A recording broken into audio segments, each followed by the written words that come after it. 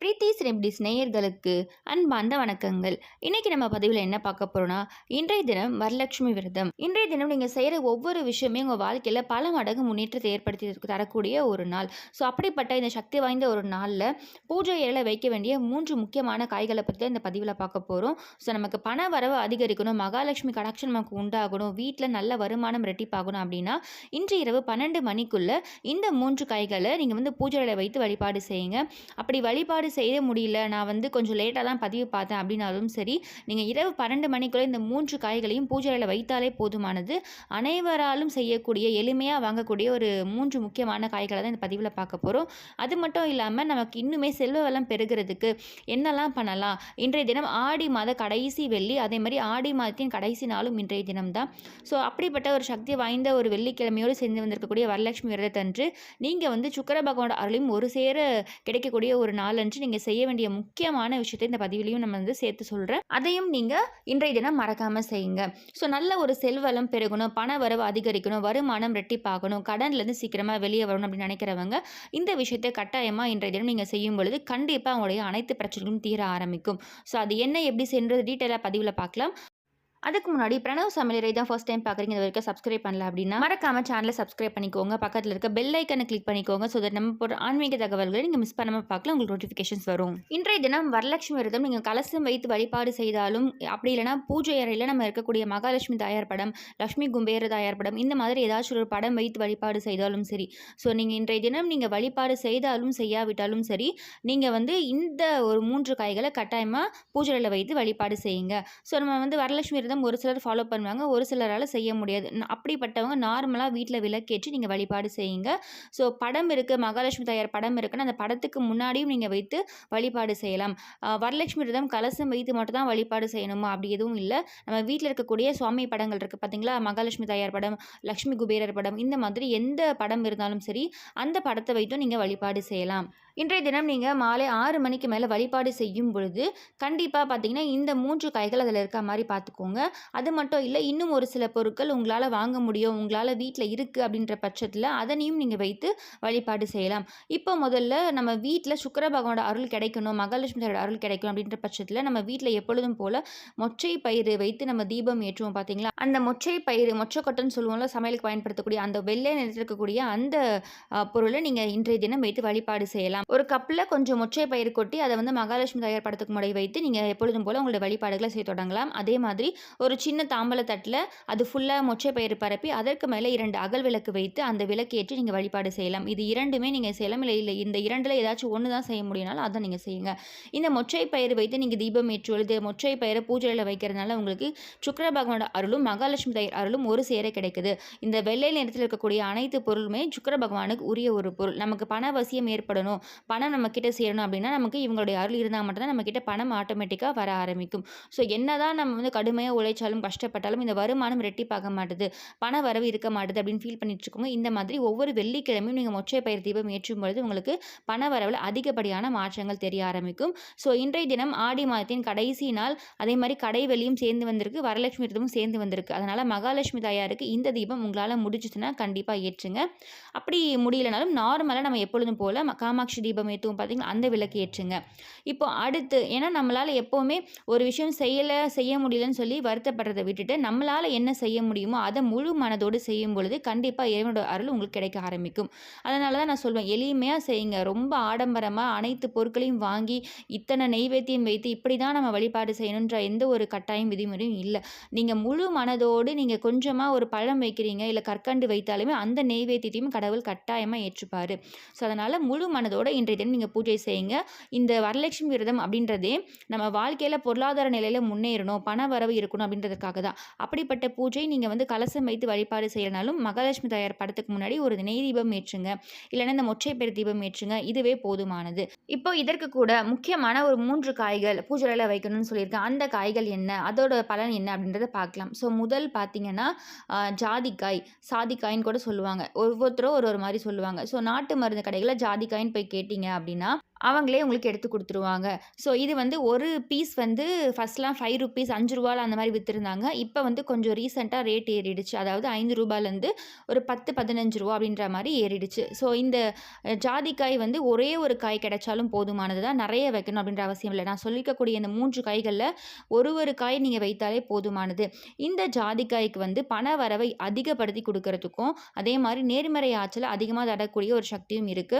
எந்த வீட்ல ஜாதிக்காய வந்து நம்ம பயன்படுத்துறோமோ, அந்த இடத்துல பணவரவு அதிகமாகும். ஆல்ரெடி உங்களுக்கு நான் பதிவுல சொல்லியிருப்பேன். கல்லுப்பும் ஒரு 3 ஜாதிக்காயும் சேர்த்து நீங்க எப்பொழுதுமே வீட்ல ஒரு இடத்துல வச்சுருங்க. உங்களுக்கு வந்து நல்ல பணவரவு ஏற்படுத்தி குடுக்கும்னு சொல்லிட்டு. ஏன்னா, இந்த கல்லுப்பும், ஜாதிக்காயும் 2ம் சேர்ந்து இருக்கிற இடத்துல கண்டிப்பா உங்களுக்கு பணவசியம் ஏற்படும். கண்திருஷ்டி, நெகட்டிவ் எனர்ஜி எல்லாத்தையுமே அப்சர்வ் பண்ணிடும். ஸோ ஆல்ரெடி நம்ம பதிவு தொடர்ந்து பார்த்துட்டு வரவங்களுக்கு தெரிஞ்சிருக்கும். ஸோ அந்த ஜாதிக்காய பத்தி நெறைய ஆல்ரெடி நான் உங்களுக்கு பதிவுல சொல்லியிருக்கேன். அதோட சிறப்புகள் என்னன்னு சொல்லிட்டு. ஸோ அப்படிப்பட்ட ஒரு முக்கியமான பொருள் தான் இந்த ஜாதிக்காய். ஸோ அதையும் ஒண்ணே ஒண்ணு வாங்கி வைத்ததுக்கு அப்புறமா, இன்னொரு 2வது காய் என்னன்னு பார்த்தீங்கன்னா, மாசிக்காய். இந்த மாசிக்காயும் வந்து உங்களுக்கு நாட்டு மருந்து கடைகள்ல கிடைக்கும். பூஜை சாமான் விக்கிற கடைன்னு சொல்லுவோம் பார்த்தீங்களா, அந்த நாட்டு மருந்து கடை அதில கிடைக்கும். ஸோ இந்த ஜாதிக்காய், மாசிக்காய் இது எல்லாமே வேற எதற்கெல்லாம் பயன்படுத்துவாங்க அப்படின்னு பார்த்தீங்கன்னா, குழந்தைகளுக்குமே மருந்து ஊத்தும் பொழுது அத இழைச்சி ஊத்துவாங்க. அது வந்து அவ்வளோ ஒரு சக்தி குடுக்கும் அப்படின்றதுக்காக. அதே மாரி அதுக்கு மருத்துவ பலன்களும் நெறைய இருக்கு. ஸோ அத வந்து நெறைய பயன்படுத்த மாட்டாங்க. கொஞ்சமா இழைச்சி உள்நாக்குல தடவி விடுவாங்க. கொஞ்சமா வந்து இழைச்சி அத வந்து பாலாடையில ஊத்துவாங்க. ஸோ இந்த மாரி குழந்தைகளுக்கு பயன்படுத்தக்கூடிய ஒரு பொருள் இந்த ஜாதிக்காய், மாசிக்காய் இதெல்லாமே. ஸோ நெறைய பேருக்கு தெரிஞ்சிருக்கும். ஒரு சிலருக்கு தெரிஞ்சிருக்காதுன்றதுனால தான் நான் இத பத்தி உங்களுக்கு சொல்லியிருக்கேன். இந்த ஜாதிக்காய், மாசிக்காய் 2மே வந்து உங்களுக்கு பண வரவை ஈர்த்து தரும். மகாலட்சுமி அம்சம் நிறைந்த ஒரு பொருள். முக்கியமா உங்களுக்கு பண ரீதியான பிரச்சனைகள் அனைத்தையும் தீர்த்து தரக்கூடிய ஒரு பொருள். இது 2மே நாட்டு மருந்து கடைகள்ல இன்றைய தினம் கேட்டு வாங்கிக்கோங்க. அடுத்து 3வது காய் பார்த்தீங்கன்னா, நெல்லிக்காய். நெல்லிக்காய பத்தி உங்களுக்கு சொல்லவே வேணாம். மகாலட்சுமியோட அம்சம் நிறைந்திருக்க ஒரு காய் அப்படின்னு பார்த்தீங்கன்னா நெல்லிக்காய். நெல்லிக்காய் தீபம் ஏற்றுவோம். அதே மாரி நெல்லிக்காய திங்கட்கிழமைகள்ல நீங்க தானம் செய்யும்பொழுது உங்களுக்கு இன்னுமே பண வரவுல அதிகப்படியான மாற்றங்கள் தெரியும். ஸோ நெல்லிக்காய நம்ம சரியான முறையில பயன்படுத்தும் பொழுது உங்களுக்கு வாழ்க்கையில கண்டிப்பா முன்னேற்றம் இருக்கு. ஸோ அந்த நெல்லிக்காய் மகாலட்சுமியோட அம்சம் அப்படின்னு சொல்லிட்டோம். அப்படிப்பட்ட ஒரு சக்தி வாய்ந்த ஒரு நெல்லிக்காய நீங்க பூஜை அறையில வைத்து வழிபாடு செய்யும் பொழுது, உங்களுக்கு கண்டிப்பா வருமானத்துல ரெட்டிப்பாகுறது மட்டும் இல்ல, குடும்ப வாழ்க்கையிலுமே நல்ல ஒரு முன்னேற்றம் ஏற்படும். இந்த நெல்லிக்காய் வந்து அனைத்து கடைகள்லையுமே கிடைக்கும். நார்மலா காய்கறி விக்கிற கடையிலயுமே இருக்கும், பழ கடைகள்லையுமே இருக்கும். ஸோ ஒரே ஒரு நெல்லிக்காய் கிடைத்தாலும் போதுமானது. நெறைய வைக்கணுன்ற அவசியமே இல்ல. ஒரு ஜாதிக்காய், ஒரு மாசிக்காய், ஒரு நெல்லிக்காய் இந்த 3 காய்களையும் ஒன்றா சேர்த்து ஒரு பவுலோ இல்ல கிண்ணத்துலயோ போட்டு வச்சுக்கோங்க. அதில கொஞ்சமா நம்ம எப்பொழுதும் போல மலர்கள் தூவி வைப்போம் பார்த்தீங்களா, அந்த மாரி உதிரி மலர்கள் இருந்துச்சுன்னா, அந்த உதிரி மலர்கள அதில தூவிட்டு, அந்த பவுல அப்படியே மகாலட்சுமி தாயார் படத்துக்கு முன்னாடி வச்சுருங்க. ஸோ நீங்க பூஜை செய்றீங்க, நார்மலா வரலட்சுமி பூஜை செய்றீங்க, இல்ல நார்மலா வீட்ல ஃப்ரைடே பூஜை செய்றீங்க அப்படின்னாலும் சரி, இந்த பவுல் அப்படியே பூஜை அறையில வைத்து இன்றைய தினம் நீங்க வழிபாடு செய்யுங்க. வழிபாடு செய்து முடிச்சுட்டு இன்று இரவு ஃபுல்லாவே அந்த பவுல் அப்படியே பூஜை அறையிலே இருக்கட்டும். நாளைய தினம் அத எடுத்து நீங்க வந்து உங்களுடைய பணம் வைக்கும் இடத்துல அத அப்படியே எடுத்துட்டு போய் வச்சுருங்க. நெல்லிக்காய மட்டும் நீங்க உங்களுக்கு வந்து ஜூஸ் போட முடியும், இல்ல அப்படியே சாப்பிடுவீங்கனாலும் சரி, அத நீங்க சாப்பிட்டுருங்க. வீட்ல இருக்கக்கூடிய அனைவருக்குமே அத கொஞ்சம் கொஞ்சமா கட் பண்ணி பிரசாதமா நீங்க குடுங்க. இந்த ஜாதிக்காய், மாசிக்காயும் நீங்க பணம் வைக்கும் இடத்துல வைக்கலாம். இல்ல பூஜை அறையிலேயே ஒரு பாக்ஸ்ல போட்டு ஸ்டோர் பண்ணி தனியாவும் நீங்க வைக்கலாம். இந்த மாதிரி நீங்க வைக்கும் பொழுது, கண்டிப்பா உங்க வீட்ல பணவரவு அப்படின்றது ஏற்பட தொடங்க ஆரம்பிக்கும். எந்த இடத்துல நம்ம வந்து பூஜை செய்றோமோ, அந்த இடத்துல நல்ல நேர்மறை ஆற்றல் இருக்கக்கூடிய பொருட்கள நம்ம நெறைய வைக்கணும். ஸோ வந்து ஆ வெறும் வந்து விளக்கேற்றுறோம், எந்த ஒரு நெய்வேத்தியமும் வைக்கல, நான் வந்து சிம்பிளா தான் பண்றேன் அப்படின்னு சொல்லி நெறைய பேர் வந்து ஃபீல் பண்ணி எனக்கு சொல்லியிருந்தீங்க. ஸோ நீங்க வந்து எதுவுமே நெய்வேத்தியம் வைக்கலனாலுமே, நீங்க முழு மனதோட கொஞ்சமா இனிப்பு மிகுந்த அந்த டைமண்ட் கற்கண்டு வைக்கலாம், இல்ல நாட்டு சர்க்கரை வைக்கலாம். பழங்கள் வைக்கலாம். உங்களால என்ன முடியுமோ அத வைங்க. எதுவுமே இல்லையா, வெத்தல பாக்கு, 2 வாழைப்பழம் இதுவே போதுமானது. இந்த வாழைப்பழத்துக்கு மிகுந்த ஒரு பழம் அப்படின்றது வேற எதுவுமே கிடையாது. ஸோ உங்களால முடியுன்ற பட்சத்தில நம்ம மகாலட்சுமி தாயாருக்கு பிடித்தமான அந்த மாதுளை பழத்த வைக்கலாம். ஸோ எல்லாமே நம்முடைய விருப்பம் தான். ஆனா நீங்க ஒரு விஷயத்த செய்றீங்கன்னா, அத முழு மனதோடு செய்யுங்க. ஸோ இந்த 3 காய்களையும் இன்றைய தினம் நீங்க பூஜையில வைத்து வழிபாடு செய்துட்டு, நான் சொன்ன மாதிரி அத 2 காய்களையும் சேர்த்து நீங்க பூஜை அறையிலேயே ஒரு இடத்துல வச்சுருங்க. அது வந்து கொஞ்சமா ஒரு 6 மாசம் இல்ல 1 வருடத்துக்கு அப்புறம் தான் வண்டு வரா மாதிரி இருக்கும். அப்படி வரும் பட்சத்தில நீங்க அத வந்து கால்படாத இடத்துல தூக்கி போட்டுட்டு, அதுக்கு அடுத்த ஒரு நல்ல வெள்ளிக்கிழமையா, வளர்பிறை வெள்ளிக்கிழமையா பார்த்து நீங்க இதே மாதிரி நீங்க செய்யலாம். ஒவ்வொரு வெள்ளிக்கிழமையும் செய்யலாம், தவறு கிடையாது. ஆல்ரெடி 2 காய் வீட்ல இருக்கு, பூஜையில இருக்கு. நெல்லிக்காய் மட்டும் வாங்கிட்டு வந்து இதற்கு கூட சேர்த்து நீங்க ஒவ்வொரு வெள்ளிக்கிழமையும் இதே மாதிரி வைத்து தீபம் ஏற்றலாம். பண வசியத்த, பண ஈர்ப்பு தரக்கூடிய இந்த 3 காய்களையும் நீங்க வந்து ஒவ்வொரு வெள்ளிக்கிழமையும் வைத்து தீப வழிபாடு செய்யும் பொழுது, உங்களுக்கு வாழ்க்கையில வருமானம் கண்டிப்பா ரெட்டிப்பாகும். ஸோ உங்களுக்கு பண வசியம் ஏற்படணும், பண ஈர்ப்பு ஏற்படணும் அப்படின்னா, இத மட்டும் நம்ம செஞ்சுட்டு சும்மாவே இருக்கக்கூடாது. நம்முடைய வேலைகளையும் கரெக்ட்டா செய்யணும். அதில முழு முயற்சியோடு செய்யும் பொழுது, அதில 100% இல்ல 200% உங்களுக்கு வெற்றி கிடைக்கப் பெறும். ஸோ இன்றைய தினம் வரலட்சுமி விரதத்தன்று நான் சொல்லியிருக்கக்கூடிய இந்த விஷயங்கள், இந்த குறிப்புகள் உங்களுக்கு கண்டிப்பா யூஸ்ஃபுல்லா இருக்கும்னு நினைக்கிறேன். இந்த டிப்ஸ் உங்களுக்கு புடிச்சிருக்கு, பயனுள்ளதா இருக்குன்னா, கண்டிப்பா கமெண்ட் பாக்ஸ்ல கமெண்ட் பண்ணுங்க. ஏதாச்சும் டவுட்ஸ் இருந்தாலும் கண்டிப்பா சொல்லுங்க. அதே மாதிரி இந்த மொச்சை பயிறு வைத்து நீங்க தீபம் ஏற்றீங்க, இல்ல ஒரு பவுல்ல மொச்சை பயிறு வச்சிருக்கீங்கன்னா, அத நீங்க என்ன செய்யணும்னு நெறைய பேர் கேட்பீங்க.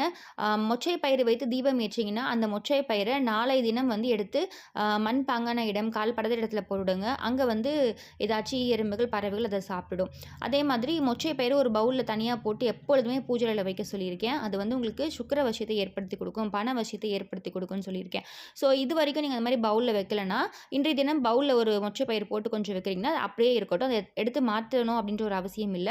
அப்படியே நீங்க மாத்தணும், அத வந்து ஒரு 6 மாதமோ இல்ல 3 மாதங்களுக்கு அப்புறம் மாத்த போறீங்க அப்படின்னா, அத அதே மாதிரி மண்பாங்கான இடம், கால் படாத இடத்துல போட்டுட்டு மறுபடியும் ஒரு பவுல்ல போட்டு பூஜை அறையில வச்சுருங்க. ஸோ இந்த மாதிரி நீங்க மாற்றும் பொழுது, ராகு காலம், எமகண்டம் தவிர்த்து மற்ற நேரங்கள மாற்றுங்க. இந்த மாதிரி நீங்க மொச்சை பயிறு எப்பொழுதுமே பூஜையில வைக்கும் பொழுது, உங்க வாழ்க்கையிலயும் நல்ல ஒரு முன்னேற்றம் ஏற்பட ஆரம்பிக்கும். பண வசியத்திலும் சரி, பண ஈர்ப்பிலும் சரி, ரொம்பவே சக்தி வாய்ந்த ஒரு பொருள் இந்த மொச்சை பயிறு. ஸோ வெள்ளிக்கிழமையில சுக்கிர ஓரையில மொச்சை பயிறு வாங்குறது இன்னும் உங்களுக்கு கூடுதல் பலன் கொடுக்கும். எப்படின்னா, நம்ம எப்படி கல்லுப்பு வந்து வாங்குவோம். காலையில சுக்கிர ஓரை 6 டூ 7, மதியம் 1 டூ 2, இரவு 8 டூ 9. அதே நேரத்தில தான் இந்த மொச்சை பயிரும் நீங்க வந்து எப்ப உங்களுக்கு டைம் கிடைக்குதோ, இந்த மாதிரியான வெள்ளிக்கிழமைகள்ல வாங்க முடியும் அப்படின்னா, அந்த மாதிரி டைம்ல சுக்கிர ஓரையில பார்த்து கொஞ்சமா வாங்கிட்டு வந்து வீட்ல இதே மாரி பூஜையில வைங்க. அதுவும் உங்களுக்கு இன்னும் சிறப்பான பலன கொடுக்கும். ஒவ்வொரு வெள்ளிக்கிழமையும் சுக்கிர ஓரையில கல்லுப்பு, மொச்சை பயிறு இந்த மாரியான பொருட்கள் நீங்க வாங்கி பயன்படுத்த வாழ்க்கையில பொருளாதார முன்னேற்றம் உங்களுக்கு உயரத் தொடங்க ஆரம்பிக்கும். ஸோ ஒவ்வொரு வாரமும் வாங்க முடியாது. எனக்கே வந்து கொஞ்சம் பொருளாதார நிலை கம்மியா இருக்கு. என்னால வாங்க முடியல அப்படின்றவங்க, ஒரு ரூ. 5 லூஸ்லயே நெறைய கடைகள்ல குடுக்குறாங்க உங்களுக்கு. அந்த மாதிரியும் நீங்க வாங்கி எடுத்துட்டு வந்து வைக்கலாம். இல்ல மாதத்துக்கு ஒரு தடவ நீங்க வாங்குனாலும் போதுமானது தான். ஸோ இந்த பதிவு கண்டிப்பா உங்களுக்கு யூஸ்ஃபுல்லா நினைக்கிறேன். இந்த பதிவு பிடிச்சிருக்குன்னா மறக்காம பிரணவ் சமையலறை சப்ஸ்கிரைப் பண்ணிக்கோங்க. பக்கத்துல இருக்க பெல் ஐகானை கிளிக் பண்ணிக்கோங்க. ஸோ தட் நம்ம போற ஆன்மீக தகவல்கள் நீங்க மிஸ் பண்ணாம பார்க்கலாம். நோட்டிஃபிகேஷன்ஸ் வரும். மீண்டும் இன்னொரு நல்ல பதிவில் உங்களை சந்திக்கிறேன். நன்றி.